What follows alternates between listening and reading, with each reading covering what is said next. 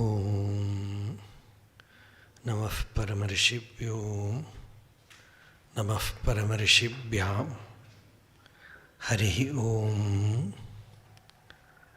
अंतरायतिमिरूपशान्तये शान्तपावनम् अचिन्त्यवैभवं तन्नरं वपुषि कुञ्जरं मुखे मन्महे किमपि तुन्दिलं महः। गुरुर्ब्रह्मा गुरुर्विष्णु गुरुर्देवो महेश्वरः गुरुः साक्षात् परं ब्रह्म तस्मै श्रीगुरवे नमः।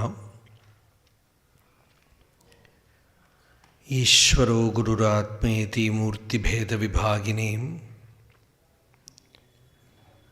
व्योमवद्व्याप्तदेहाय दक्षिणामूर्तये नमः। यस्यान्तन्नादिमध्यं न हि करचरणं नामगोत्रं न सूत्रं नो जातिर्नैव वर्णा न भवति पुरुषो नानपुंसं न च स्त्रीं नाकारं नो विकारं न हि जनिमरणं नास्ति पुण्यं न पापं तत्त्वं नो तत्त्वमेकं सहजसमरसं सद्गुरुं तं नमामि। सदाशिवसमारम्भां शङ्कराचार्यमध्यमाम् अस्मदाचार्यपर्यन्तां वन्दे गुरुपरम्परां। मौनव्याख्या प्रकटितपरब्रह्मतत्त्वं युवानं वर्षिष्ठान्तेव सदृशिगणैरावृतं ब्रह्मनिष्ठैः आचार्येन्द्रं करकलितचिन्मुद्रमानन्दरूपं स्वात्मा रामं मुदितवदनं दक्षिणामूर्तिमीडे। वेदान्तार्थविभासकाय यतये शान्ताय सन्न्यासिने नानावादिनगेन्द्रसङ्घपवये योगीन्द्रवन्द्याय च मोहध्वान्तदिवाकराय भगवत्पादाभितां बिभ्रते तस्मै भाष्यकृते नमोऽस्तु सततं पूर्णाय बोधात्मने अपारसच्चित्सुखवारिराशेः यस्योर्मिमात्रं भुवनं समस्तं गुहाहितं तं रमणं गभीरं चिन्ताविहीनं हृदि चिन्तयामि। देहं मृण्मयवज्जडात्मकमहं बुद्धिर्न तस्यास्त्यतु नाहं तत्तदभावसुप्तिसमये सिद्धात्मसद्भावतः कोऽहं भावयुतः कुतो वरधिया दृष्ट्वात्मनिष्ठात्मनां सोऽहं स्फूर्तितया अरुणाचलशिवः पूर्णो विभाति स्वयं शोणप्रभं सोमकलावतंसं पाणिस्फुरत्पञ्जशरेक्षुचापं प्राणप्रियं नौमि पिनाकपाणेः कोणत्रयस्थं कुलदैवतं नः। नमामि यामिनीनाथलेखालङ्कृतकुन्तलां भवानीं भवसन्तापनिर्वापणसुधानदीं योऽन्तः प्रविश्य मम वाचम् इमां प्रसुप्तां सञ्जीवयत्यखिलशक्तिधरस्वधाम्नाम् अन्यांश हस्तचरणश्रवणत्वगादीन् प्राणान्नमो भगवते पुरुषाय तुभ्यं। जन्माद्यस्य यतोऽन्वयादितरतश्च अर्थेष्वभिज्ञस्वराड् तेने ब्रह्महृदाय आदिकवये मुह्यन्ति यत्सूरयः तेजो वारिमृदां यथा विनिमयो यत्र त्रिसर्गो मृषां धाम्ना स्वेन सदा निरस्तकुहकं सत्यं परं धीमहि। कस्मै येन विभासितो यमतुलो ज्ञानप्रदीपः पुरां तद्रूपेण च नारदाय मुनये कृष्णाय तद्रूपिणां योगीन्द्राय तदात्मनाथ भगवद्राताय कारुण्यतः तच्छुद्धं विमलं विशोकम् अमृतं सत्यं परं धीमहि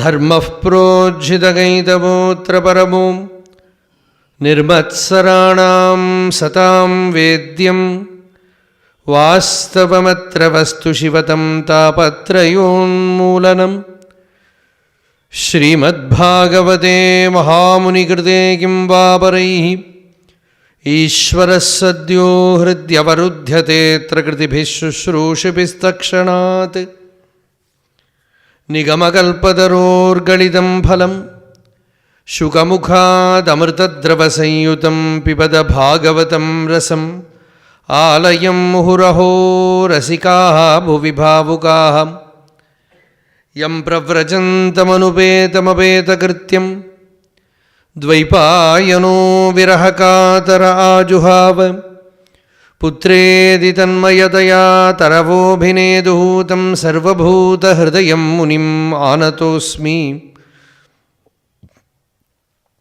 यस्वानुभावमखिलश्रुतिसारमेकम् अध्यात्मदीपमतितितीर्षतां तमोन्धं संसारिणां करुणयाः पुराणगुह्यं तं व्याससूनुमुपयामि गुरुं मुनीनां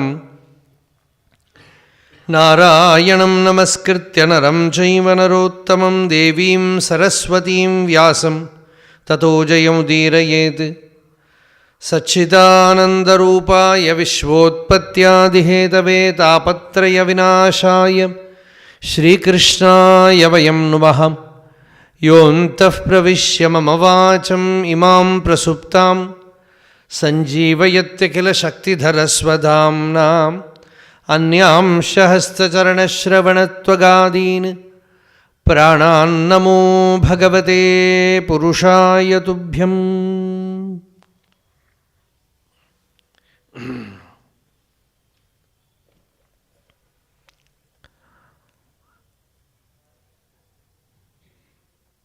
Srimad Bhagavatam, the 11th Skanda, is our present topic for contemplation. As we were seeing, this is the essence of the entire Vedanta Shastra, essence of the entire Upanishads that is being revealed here. When Bhagavatam begins,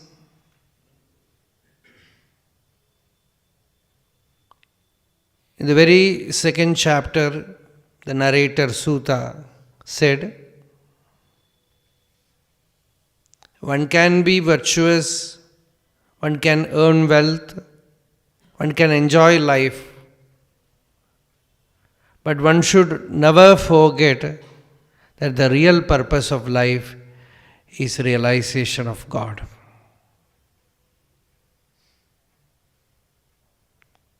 If you have performed all your duties correctly, people generally say, we need not do bhakti or jnanam or spirituality, we should perform our duty in the world. And very easily they will quote Krishna. That is what he has said in Bhagavad Gita. If you ask Krishna, he will say, I don't know that teaching. The purpose of all action is chitta shuddhi.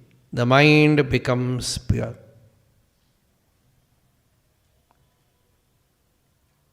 The mind becomes impure by constantly hankering for the result of action, karma phala.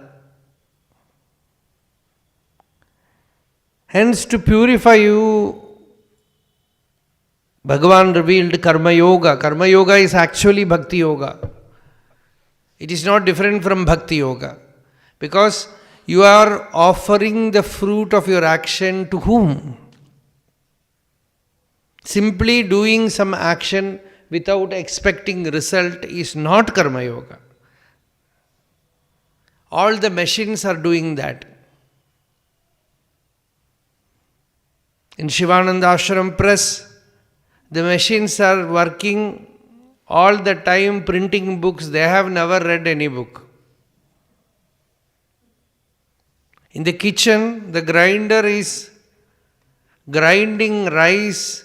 Today we all got idli, but not a single idli was given to the grinder. Can you say it is a karma yogi? Because it is not getting any result, it is not expecting any result. It is jada. So karma should become yoga. It can become yoga only when you offer the result at the feet of a divine presence. Whether it is Guru or whether it is Bhagavan, to some higher Shakti, it becomes your puja. Swakarmana tam abhyachya siddhim vindati manavaha. By worshipping the divine, by whatever action is given to you, by offering it, your mind becomes pure. That is what Shivanji Maharaj expected all those who came to him. If they were mature enough to constantly meditate, he himself sent them away. He sent them, go to some solitude, meditate. Don't work. I've heard Swamiji telling this, that you should wake up at 3 o'clock and do japa. And silently he will go to every room whether the aspirants are doing to watch. If they are doing japa, he will present them. If they need tea, he would have kept a cup of tea there. Or some hot water, he would have kept it there. He himself has done such things for sadhakas who are mature to completely engage in sadhana. And he knew that many are not qualified for that. So, if you can work. But offer that work, the result, to Bhagavan. By such offering, Siddhim Vindati means you will gain purity of the mind. When the mind is sufficiently pure,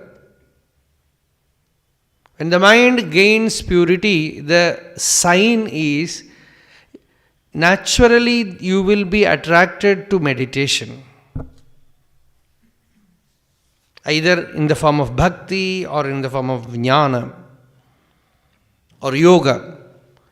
You will naturally, it is the sign of the pure mind that it will have some kind of intimacy with the divine. There will be a longing to attain the divine. That is the sure sign of purity. And the very beginning of Bhagavata says, Dharmasya hyapavargyasya nartho arthayopakalpate.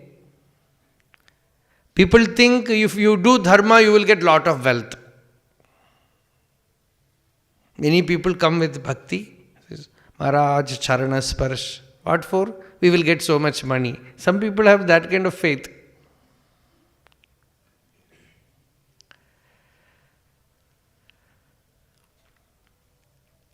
And Bhagavatam says, this is not for that.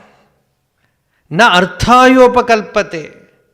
Na arthasya dharmaikantasya kamo labhaya hismrita. You have lot of money. What for? Enjoy. Indulge. It is not for that. Use the wealth for the well-being of all. With the wealth, serve God in all the forms. You will gain purity of the mind.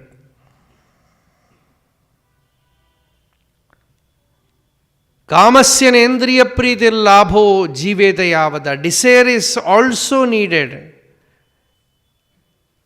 That it can help you to fulfill your basic necessities.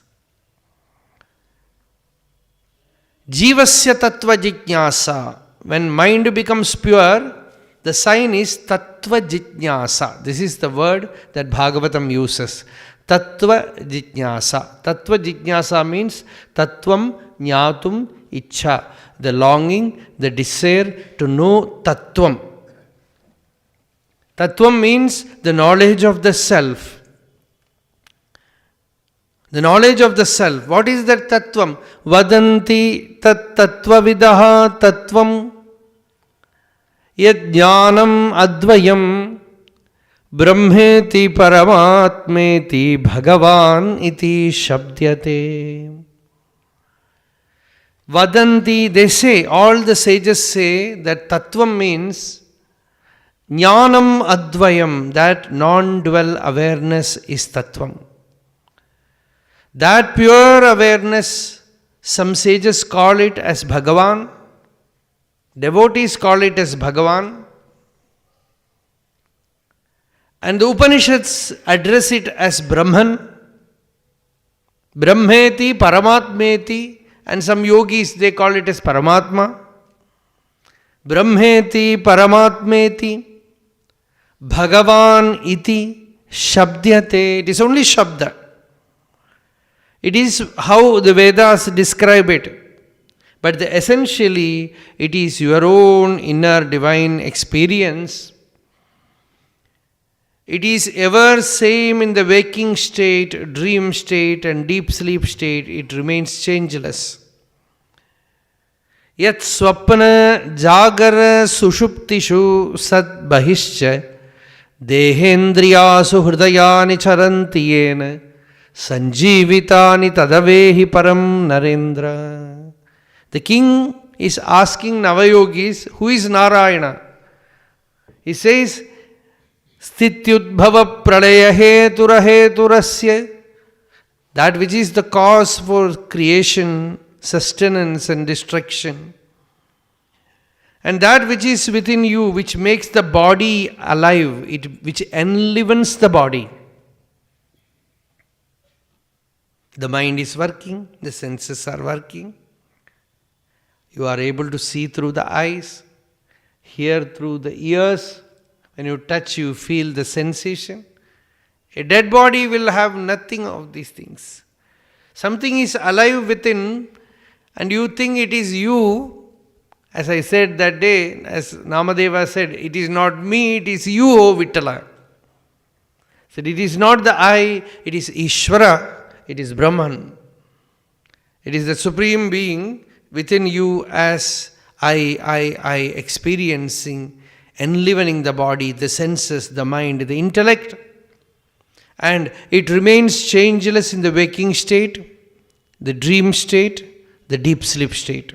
All the three states goes on changing. The waking state, the body is there.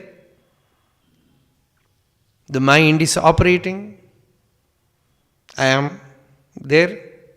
The dream, the body is not there. Mind alone operates, I am there. And in the deep sleep, neither the body exists nor the mind exists. You have to ask, do I exist? Both way people will answer. Some people will say, no, I don't exist. Then if you ask them, are you dead? No. Then what is it? The I, the individual sense, was not there in the deep sleep, but existence, satta. That satta was there. And that satta was sukha satta. Satta chit sukham. That is why when you wake up, suppose you have to wake up in the early morning, 5 o'clock or 4 o'clock, you woke up by 2 o'clock, you find 2 more hours are there. You feel so much joy. Compared to this waking state, in deep sleep, there is nothing. You are not going to get anything there. You cannot see anything, you cannot touch anything, you cannot taste anything. Then why do you wish to sleep? And in fact, you are losing your individuality also. The I is also lost. It is almost like death. Still, everyone wish to go there. Because the Upanishad says, When the body is lost, the mind is lost, ego is lost, what exists is the Purna Vastu. That whole existence is underneath, it is there. It is the universal Atmanubhuti. Everyone is getting that state, but by sleeping nobody will realize the self. But sleep tells that everyone is same. The Upanishad says, Mata amata bhavati, pita pita bhavati, stenaha asteno bhavati, brunaha abrunaha bhavati. The Upanishad says, there is neither mother there, nor father, no deva, no Veda. Na mata, pita va, na deva, na Veda, na Veda, na yajna, na tirtham bruvanti. Sushuptau. In the deep sleep, nothing exists. Nirastadi shunyatmakatvad. You cannot say it is shunya.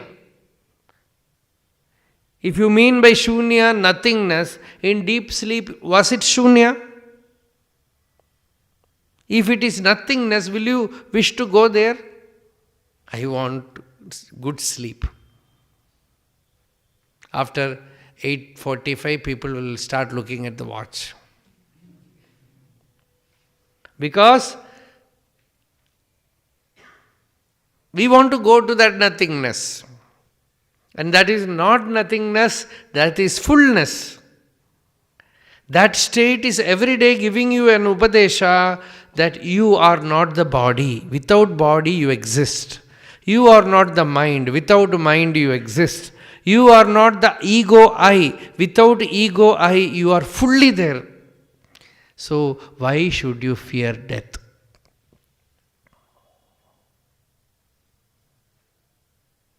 Why should you fear death? This is what is going to happen in death also. Why should you fear death? This is what happened to Ramana Maharshi. He just imitated death, meditated on death, and found that death does not touch me. Death removes the body, but I remain completely, fully, unaffected by the absence or presence of body. And that is the Atma. And Bhagavatam says that is Krishna, that is Brahman, that is Shiva, that is everything. But I am not able to realize it because you are not able to meditate on it. Why I am not able to meditate on it? Why that samadhi state is not coming? Why my mind refuses to remain in that state? This is the question that a sadhaka has to ask. A great, mighty, austere person was Kavyakanta Ganapati Muni. He asked Bhagavan Ramana, what is tapas? He was himself a great tapasvi. Why should he ask what is tapas? It is not that he does not know what is tapas. He asked a very, very profound question, how to remain constantly in that state. That is the question. For sadhakas also, it is the question.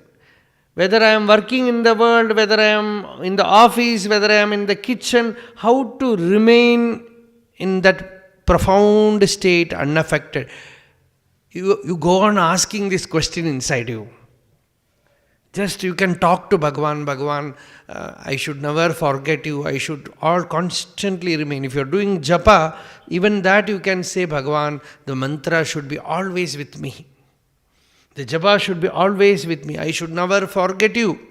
Avismrtihi Sridhara Padavatmayo. Bhagavatam says, the tapas is not forgetting the awareness, the divine awareness. Ever keeping that awareness aflame within. So constantly you go on struggling within to keep it alive, aflame in you, as long as you are awake. Sleep, you are not in control. But the moment you are awake, the moment you wake up from sleep, Shankaracharya has written, Pratasmarami hridhi samspurad atma tattvam Satchit Sukham Paramahamsa Gatim Turiyam Yat Swapna Jagara Sushuptimavaiti Nityam Tad Brahma Nishkalamaham Nacha Bhuta Sangaha. In our Sampradaya we say this shloka. When you wake up from sleep, the first thing, sit in the bed and just meditate. I am meditating on that Atma Tattvam, that self, that Atma, which is Satchit Sukham, pure awareness, bliss, peace, existence, and which is same in the waking, dream and deep sleep, the changeless truth, that am I. Meditate for some time, then only wake up from stand up from the bed. So this is the first thing that you do, constantly keep an awareness. In Ramakrishna Mat, when I was about 15 years, in Kerala there used to be a satsanga in Ramakrishna Mat there. There was a very sweet Swami, great devotee. He will be always in a kind of divine mood. So his talks will also be like that. Swami Niswanji Maharaj used to speak in Trishur, Ramakrishna Mat. And one day, after a talk, one devotee went to him and asked, Swamiji, what is transcendental meditation? He asked Swamiji, I have a doubt, what is transcendental meditation? This is the question he asked. Swamiji said, I don't know. I know only dental meditation. He said, I don't know transcendental meditation, but I know dental meditation. What is Swamiji dental meditation? Last week I had severe toothache. And whatever may I try to do, I could not forget my tooth.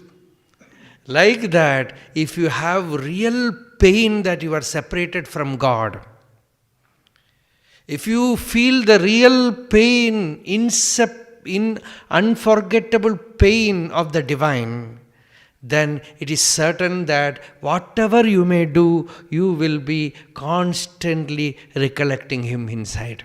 Nobody need to tell you, constantly do Nama Japa. You will not leave Bhagavan Nama. You will not leave His sweet name from your mind. You will be constantly holding to it.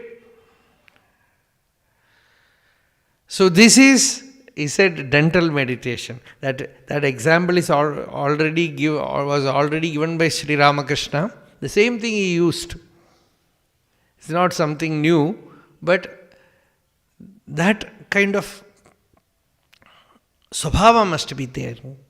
That kind of nature must be there to hold on Bhagavan Nama inside or Dhyana inside. So this is the way to attain that purity. When the mind becomes pure, Atma Tattvam shines forth. Yarhyabjanabha charane shanayoru bhaktya cheto malani vidhamet gunakarma jani tasmin vishuddha upalabhyata Atma Tattvam sakshad yathamala savitru prakashaha. Here Bhagavatam says, Charaneshanayoru bhaktya. You should have Uru Bhakti. It's not simply once you come to some temple or Rishikesh or Shivan Swamiji's Samadhi, you have some feeling, after that it goes away. That kind of bhakti is no use. Uru Bhakti means intense devotion. And it is like worldly attachment. Somebody is attached to his wife, his children, his family, his wealth, his name, fame. Like that, with all that collected, such intensity, you should have attachment to Bhagavan. If you have that kind of bhakti, cheto malani vidhamet, all the impurities in the mind will be cleansed. The impurities are born due to action, the result, the doership.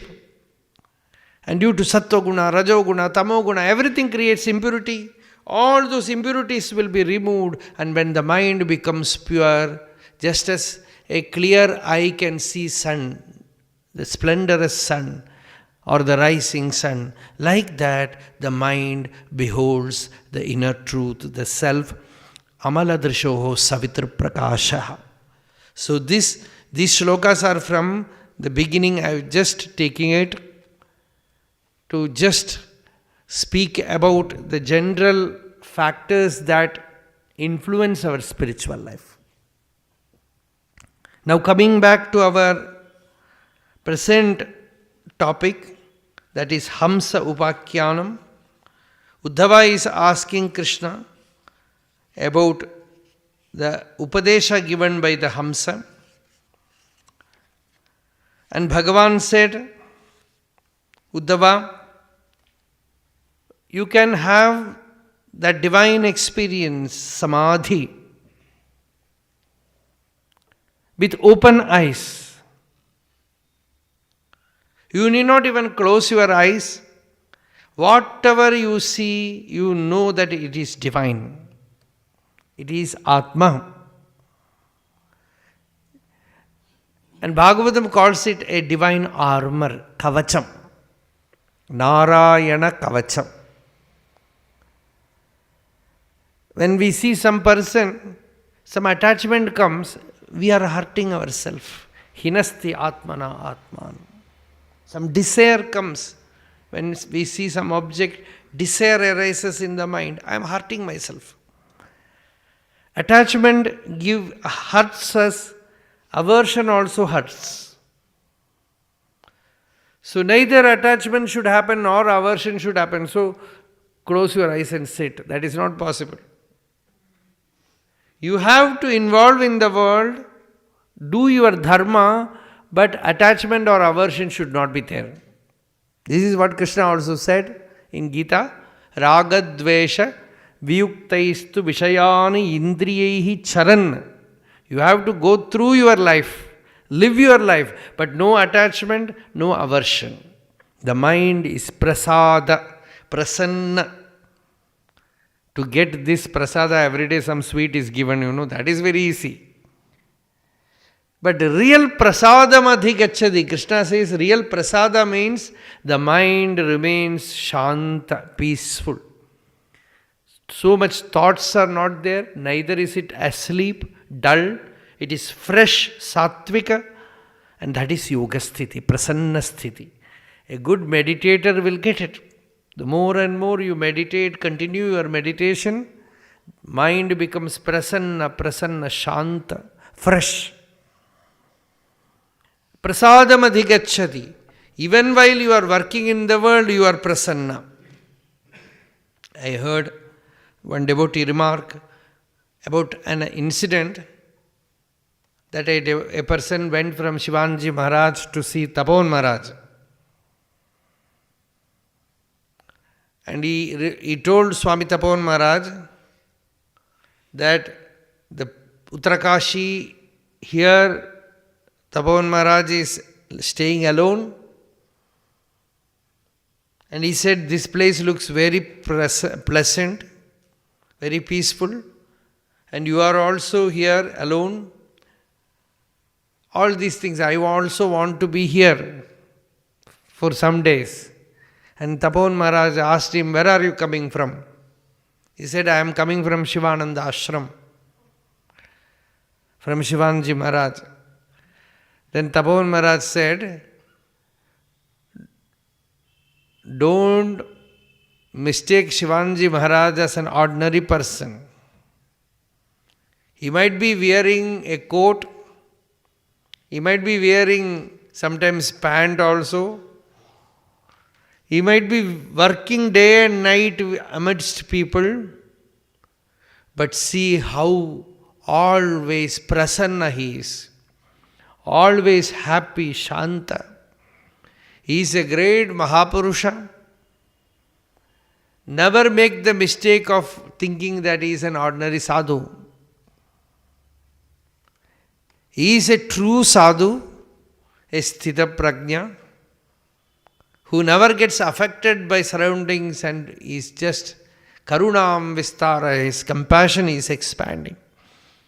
So this is one saint speaking about another. So this is the goal that any person can aspire. You can live in your family, in your world, work in office, anywhere, but remain unaffected. Tasmad sarveshu kaleshu yoga yukto bhava Arjuna. Krishna said, hence, O Arjuna, always, all the time, try to remain in the sthiti of a yogi. Even while you are fighting. If he can be a yogi while fighting, why not be a yogi while cooking? You can be in kitchen and be a yogi. There were many who were yogis who worked in the world. So live like that with open eyes. Know that only one divine essence exists. This is the Bhagavatam. The Chatushloki Bhagavatam says, Bhagavan, when he is giving this teaching to Brahma, he said, in the beginning I alone was. After the deluge also I alone will exist. Even while the creation is seen, know that I alone exist. This is Bhagavatam, pure Advaitic essence. Ahameva, asameva agre, nanyadyat sadasat param, pasyadaham, yatetacha, yovashishyeta sosmyaham. Always I alone exist. Nothing else exists other than me. Know this and then do your duty. With this knowledge, you live in the world that nothing exists other than the Atman. So when the mind is operating, what should I do? This is the question here. Suppose the mind have moods. Some pain comes. What should I do? In the ocean, waves arise. In the ocean, bubbles arise. But everything is water. Salila eko drashta advaito bhavati. Like that, in the inner self, in the Atman, whether it is pleasure, whether it is pain, anything that arises from the source is made with the same stuff. So it is also that consciousness. In the ocean of consciousness, waves are happening. Atmambodhe tarangaha. Know this. The moment you tell like this, the mind will become quiet. Because the moment you see oneness, when you see pain is there, you know that in the form of pain, it is the Atmaspurti. You recognize it as Atmaspurti. Now you don't want to remove the pain at all. Let me live with the pain. You accept the pain. Have you ever tried that? Kunti in Bhagavata says, let always pain come to me, because whenever pain comes, I call Krishna, Krishna. But whenever pleasure comes, I never think about Krishna. Vipadaha santunaha shashvat. Krishna, give me more and more events that will cause me pain. Tatra tatra, now and then, whenever I forget you, remind me, O Bhagavan. Give me a small slap so that I will wake up. And that pain takes me more near the divine than any pleasure. Bhavato darshanam yat syad apunar bhavatar. Sometimes in sadhana there is a secret. You are doing meditation, japa, dhyana. Sometimes some incident happens, intense pain comes. You will be praying to Bhagavan to remove it, but whatever you may do, it is not going. After some time you will understand, when your whole attention was in that pain, you forgot all entertainments, all going after pleasure. That period, you are protected from many spiritual faults. Sometimes to protect you, the Antaryami has to use, many weapons are there, one weapon is giving you some pain, so that you will be engaged with that pain. You will not fall. And that too, when the pain comes, truly tears will come. Real bhakti will come. Otherwise, whatever, Hare Rama, Rama Rama, all sleep. No real Hare Rama, Rama Rama, Hare Hare. No, nothing really comes. But when there is deep pain inside, when you call her Krishna, Krishna, it comes from the heart. There was one devotee in Kerala, Narayana Bhattatari, great scholar. He said, when he had a disease, he started worshipping the Lord. He said, this disease, these illnesses, they are my true friends because they reminded me Bhagavan. Otherwise I would have postponed my spiritual life incessantly. So sometimes all these forces, natural forces, are coming to you, visiting you to give you a push towards divine. All those things make you mature. Bhagavan Ramana Maharshi in his Aksharamanamala says, Arunachala, glance at me. He says, first, give me your glance. Then make me alert. Then whenever I forget, give me a hit. Thus make me mature. Then hold me in your hand. Then make me yours. Nokiye karuti Meitakiye Pakuvam Aki Ni Andu Arul Arunachala. Thus you bestow your grace on me, awaken me spiritually, make me mature. When you hold on to Bhagavan, everything that happens in life becomes meaningful. When you have no hold on Bhagavan, neither pleasure has any meaning nor pain has any meaning. Everything becomes meaningless, utterly meaningless, nonsense. So the entire life is spiritual sadhana. There are mystics who say we are ready to take pain more than pleasure. They dare to do that. That is almost like a tapas. Dukkham yadyad anupraptam taporupena bhavayet. Na dukkham dukkhaya syad iti shruti matrigihi. This is one shloka written by Swami Tapovan Maharaj. When you have some dukkham, some pain, suffering, you consider it as tapas. That kind of intensity can never happen when you voluntarily do some japa or puja. That kind of deep innering will not happen by your spiritual activity. So take it as tapas, then you will understand the suffering or pain is not an accident. It was His pure grace that came to you in that form to purify you. Once your mind becomes pure, then you know that everything is divine. Even the pain is divine. Even the suffering is divine. Yoga Vasishta, there is an Upakhyana which says Deva Puja Upakhyana. In that Deva Puja Upakhyana, Vasishta says, whatever experiences you have in life, with all that you worship the Atman.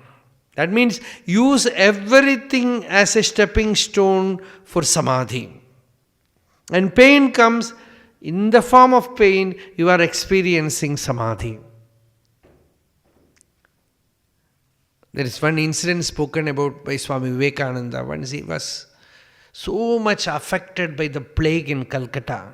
Calcutta was fully rampant with plague. He was in Shir Bhavani in Kashmir. There he wrote a verse on Kali. And he felt so much painful, was wreathing with pain. Then one of his devotees who was with him, he said, Swami, you are a spiritual person. You have so much pain in an incident that is happening in the world. Then he said, you don't know, there is deep ecstasy in pain. How will you understand it? He said, there is deep ecstasy in pain. For a spiritual person, for a person who has touched the divine, everything becomes divinized. So here, When Bhagavan says, whatever you think through the mind, every thought is happening in the screen of consciousness. Some film, movie is happening. You go and touch, you cannot touch the hero or heroine. You can touch only the screen. Actually, only screen exists, but you see some event happening, some individual coming, some outburst of emotion. Everything is there in the screen, but you go and touch, you touch only the screen. Like that, here also, all are there. I am there. Some talk is happening, something happened. You go deep and explore, then you find that nobody exists, neither I exist, nor you exist, nor this talk is happening. It's like mirage in the desert, everything disappears, only pure consciousness will remain.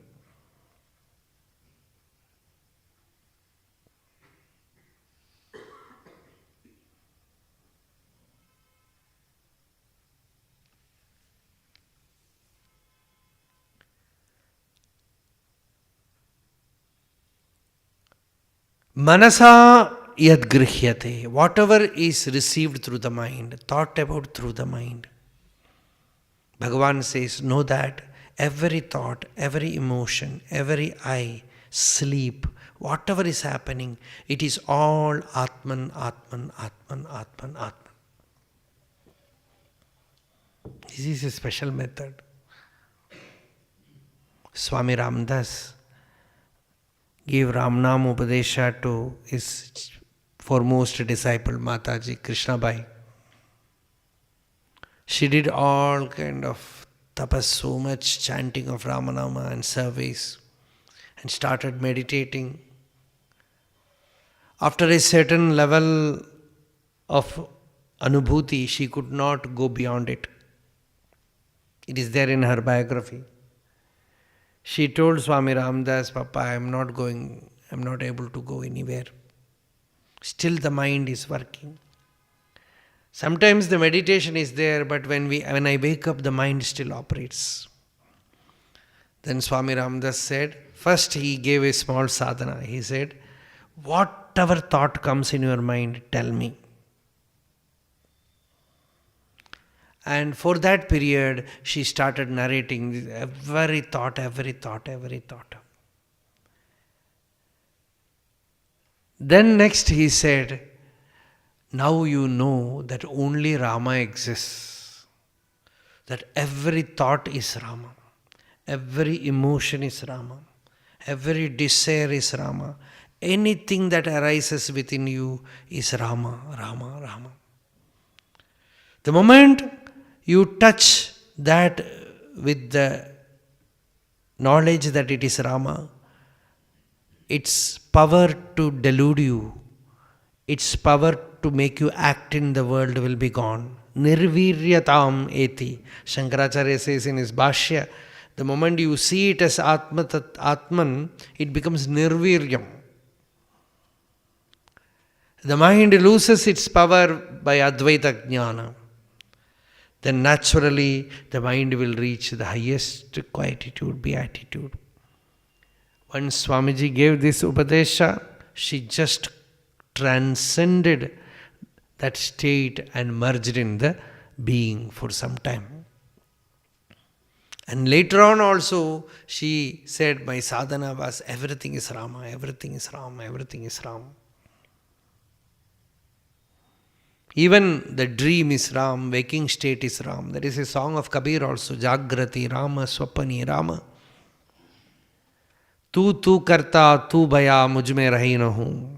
This is one of his dohe. Kabir says, Rama, you are everything. Thus saying, now I find there is no me inside me. There is no I inside me. Mujhme rahi na hu. So this is the sadhana which is prescribed here. Manasa, whatever comes through the mind, know that it is the Atman. Whatever comes through the words, know that it is the Atman. Once, Ekanath Maharaj was a great saint of Maharashtra. He lived in a very, very traditional place, Paitan.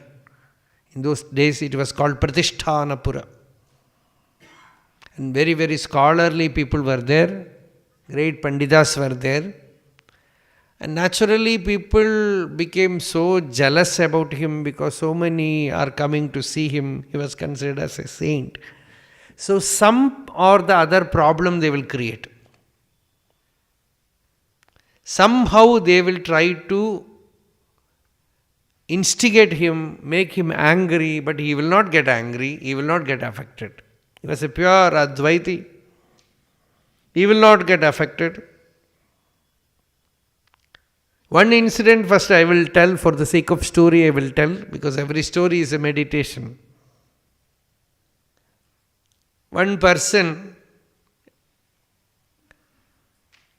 a Muslim who was working there, he wanted some money. So he went to a villager and asked him for a loan. At that time, collectively some 5 or 6 people were sitting there. They said, we will give you money, but you have to do one thing. Ekanath will be going to the Godavari for Snana. And while coming from Godavari river, you should fill your mouth with bitter leaves, pan, and spit on his face. He said, okay, if I will get money, I will do it. Yeah, he was in such a state. So with all his mouth filled with pan, he was standing on the way where Ekanath Maharaj was walking back, and he spat on his face. There was no reaction from that noble master.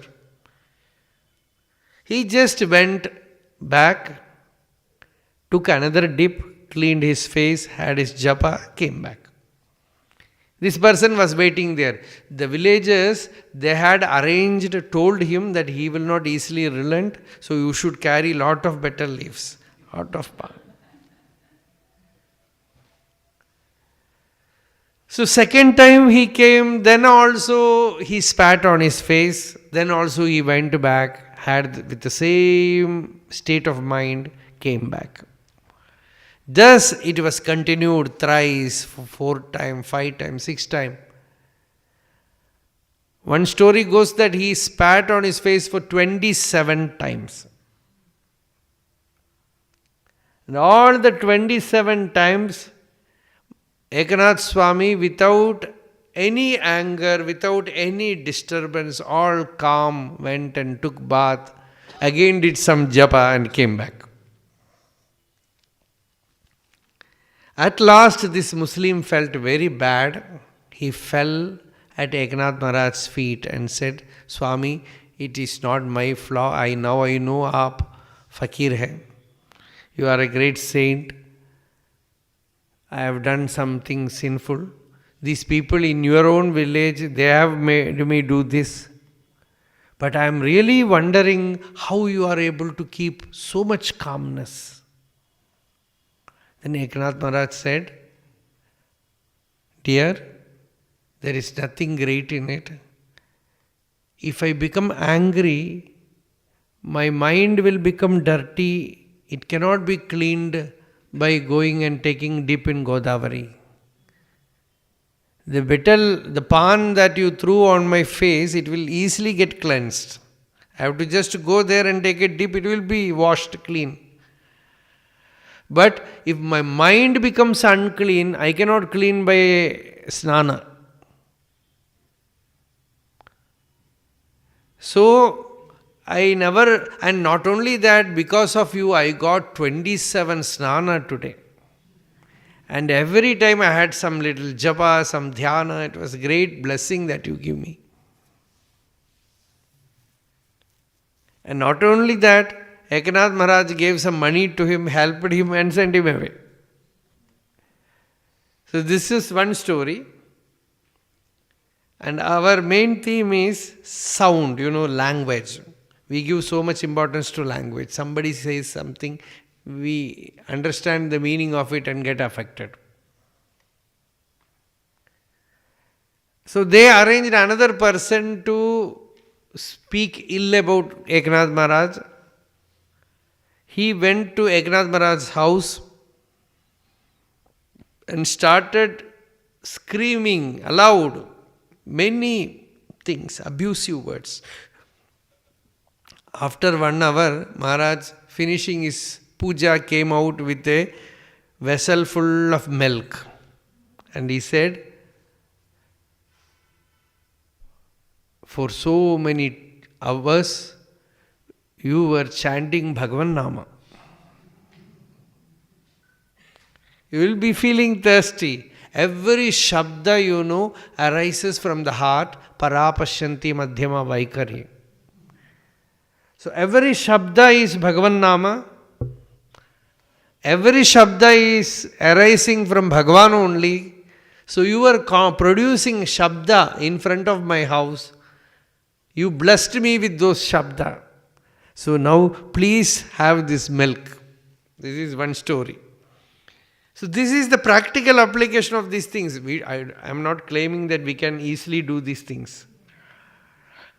But these stories can inspire us, and there will be certainly an impact on our sadhana. This duality, that Advaita Jnana will not that easily come. That is why Dattatreya says the greatest sign of Ishvara Anugraha is Advaita Jnana. Ishvara Anugrahadeva Pumsam Advaita Vasana Mahadbhaya Paritranam Vipranam Upajayate. All the fear will be removed once the Advaita Jnana comes.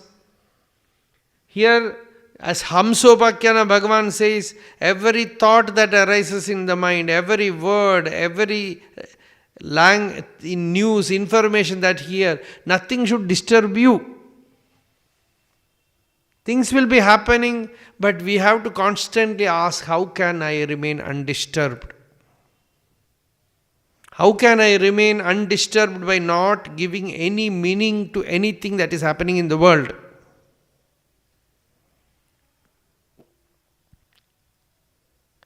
Through all the senses, things are going inside. Sometimes, some yogis, by this power of Advaita, they can digest any food. In Tiruvannamalai, there is an ashram. They provide food for all sadhus. They were one of the foremost people who started doing this. And about 25 years back, that Swamiji only told me this story. We were giving food to sadhus. One very hefty sadhu, some yogi, he came to ashram. And we gave him one serving of sambar sadam. And he said, enough, no more. The Swami felt that is very little because his body is so strong. He needs more food. He said, no, Swamiji, you should take more food. This less is not enough for you. Started putting. Then that Swami looked at him. Okay, bring. Said. That day, he ate about 60 people's food. All that cooked for everyone in the ashram was completely finished. All food was finished. And at last the Swamiji, the head of the ashram, had to go to that sadhu and said, Maharaj, please stand up. I did something wrong with you. Then that sadhu said, a sadhu knows how much to eat. You should not compel. From this you understand. Then he went away. So whatever goes inside, you see even the food as Narayana, then that food should certainly be wholesome to you. But that is also a vidya which we should become siddhas there. We should know that the food is, it's an idea that is given here. You meditate on that idea, Agastya had that power. That is why in Ramayana that story is there. There were two asuras. One was Vatapi and the another Ilvala. These people will these asuras will invite the sages for food. And when some sages come, this vatabi will become some food item. This Ilvala will cook vatabi and feed the sages. They will eat. After they have finished their food, Ilvala will call vatabi, vatabi. And he will break their stomach, tear their stomach and come out. Some virus, something like that perhaps. But when Agastya went there, sage Agastya, because all the sages said they have killed so many sages like this. So Agastya said, I will go and have some food. So he went there and with kapata bhakti, deceptive bhakti, they worshipped sage Agastya and said, we will give you food. He said, yes. And naturally vatabi became some food item. He was cooked and they served the food to Agastya. Agastya ate and then touched his tummy and said, vatabi jirno bhava. Said, vatabi become digest. You become digested. And then after that Ilvala is calling vatabi, vatabi. Vatabi is not coming. Vatabi will come tomorrow morning. Now he will not come like that. It's all over. How he was able to digest it? Because he knew that everything is made of that one divine stuff. He had the vision, the direct samadhi experience that food is also Atman, food is also Brahman. Then food was perfectly digested. So too, you see something through the eyes. Sometimes, your mind will get affected by seeing something. There also, it is all Brahman, it is all Atman. Nothing affects you. Every senses, through all the senses, you have the experience of the divine. Ahameva namattonya didi buddhyadva manjasa. By tattva vichara, by knowing that advaita jnana, non-dual truth, have the firm conviction that through all the senses, God alone is received. And in the mind also, as emotion, thought, everything, God alone is. When one becomes stabilized in this knowledge of unity, awareness, oneness, then there will be experience of that nirvikalpa samadhi. The samadhi where there is no two, no duality. That samadhi one gets established. Then one knows that in all states Atman alone exists. Yojagare bahiranukshana dharminorthan bhungte samasta karanaihi hriditat sadrikshan. In waking state, he is seeing so many padarthas, things. In dream also, in the same way he is having experiences. And swapane sushupta upasamharate sayekaha. In the deep sleep, all this is withdrawn.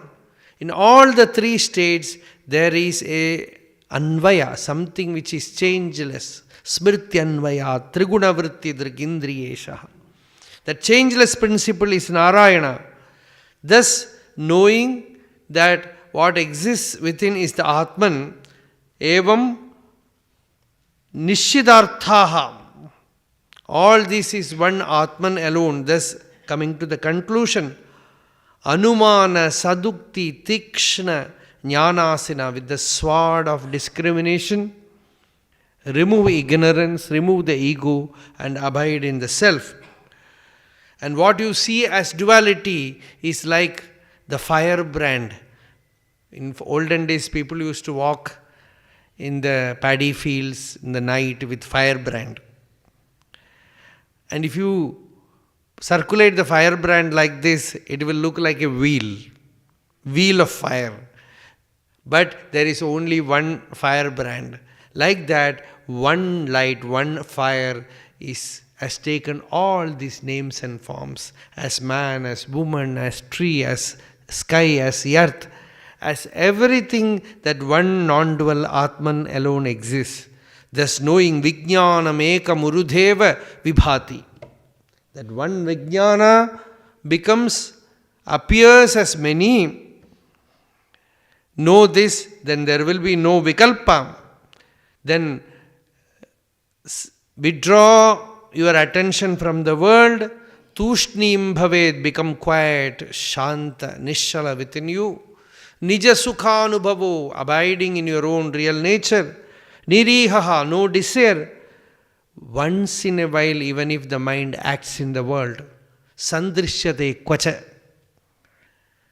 Yadidam avastu buddhya tyaktam.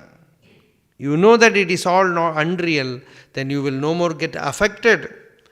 Daivadapedamuta daivavashad deham cha nashwaram avasthitam utthitam va siddho na pashyati yatodhyagamat swarupam daivadapedamuta daivavashadupedam vaso yatha parikritam madiramadandha. This shloka Bhagavan Ramana Maharshi has translated to Tamil in his Ulladinarpada Anubandham. Very interesting shloka. A Jivan Mukta is living in the world not affected by the body. After realization also, the body will stand, live for some more days, work in the world, and one day it will fall. But whether it is there, whether it is living, whether it is experiencing worldly things, or whether it dies, nothing affects. He is like the infinite space. And for that an example is given. In villages, of course everywhere you can see that now.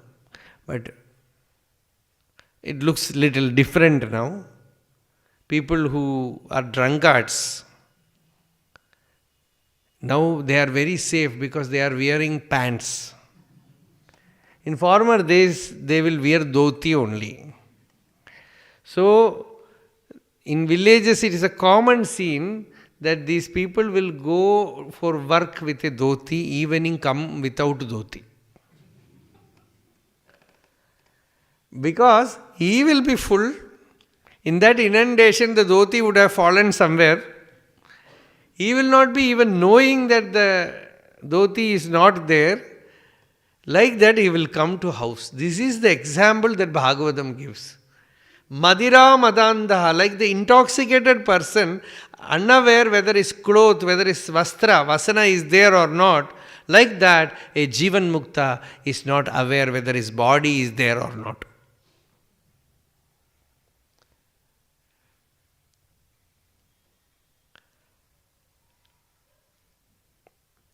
Dehopi daiva vashakah kalu karma yavat swarambhagam prati samikshada eva sasuhu tam saprapancham adhirudha samadhi yogaha swapnam punarna bhajate pratibuddhavastuhu. The Jivan Mukta is a pratibuddha, he is the awakened one. By his awakening to the light of divine, he is no more attached to the body or the mind. He remains absolutely touchless, asparsha yogi. Thus, describing the state of Jivan Mukta, Bhagavan says, this is the teaching that I gave to Sanaka, Sanandana, Sanatana and Sanat Kumara.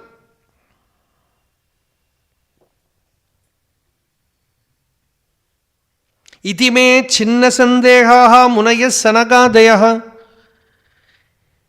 sabhajayitva paraya bhaktya granata samstavaihi. They all worshipped that Hamsa Rupa Bhagavan. Tairaham pujitas samyak samstutah paramarshibhi pratyayaya swakam dhama pashyatah parameshtinaha. When Brahma is watching, all the Siddhas, they disappeared, and Bhagavan also disappeared as the Hamsa Rupa. So this is the Hamsopakyana. When Vedanta is spoken, some Purva Pitika is necessary. it happened like this, somewhere it happened. So that you will have some interest, some masala there. So here Bhagavan gives some story, something is adding so that the knowledge of the self becomes, it seeps inside very lightly. So this, anyhow, you have to take the essence. You are all listening now. It would have gone inside. You might be remembering or forgetting, but one day certainly it will work. In your spiritual sadhana, a time will come when this message that you have received, somewhere it will be stored. If it is not time to mature now, it will mature at the right moment. Then it will come up and give darshan to you. Then you will experience its profundity and it will bless you. So till then we will wait. Whether it is now or whether it is long after does not matter. Now we got satsanga, and satsanga itself is Bhagavan. Shravana itself is Bhagavan. Narayaniyam Bhattadri says, during listening, we are drinking Bhagavan through our ears. Netraihi shrotraischa pitva paramarasa sukham bodhi pure rameran. So this is Bhagavatam. We will continue tomorrow. Hare Rama, Rama Rama, Hare Hare. Hare Krishna, Krishna Krishna, Hare Hare. Yato mamatma bhavasi tumeva, tato navachyam mama kinchit asti, yathataveshtam kurumam tathaiva, tvam atmanatham ramanam bhajami.